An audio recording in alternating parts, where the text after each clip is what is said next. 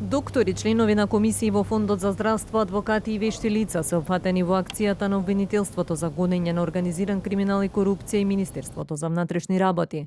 Неофицијално станува збор за над 40 лица кои што се сомничат за проневери при аплицирање, добивање и користење помош за туѓа нега и инвалидски пензии. Утринава претреси се правеа во здравствени ординации, адвокатски канцеларии, но и во Скопскиот клинички центар, како и во болниците во Тетово и Велес.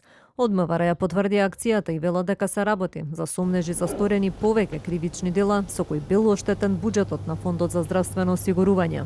Министерството за внатрешни работи во координација со основното јавно обвинителство за гонење на организиран криминал и корупција спроведува акција на повеќе локации низ државата.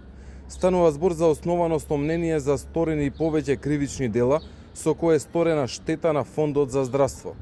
Со оглед на обемот на акцијата, повеќе информации ќе бидат споделени по незиното завршување. Од обвинителството повеќе детали најавија по завршувањето на акцијата.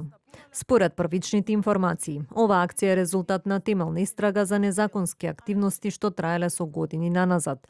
Преку прикажување на лажни дијагнози, осомничените овозможувале аплицирање, добивање и користење финансиска помош за туѓа нега, како и незаконско стекнување и користење на инвалидски пензии. А тие две земји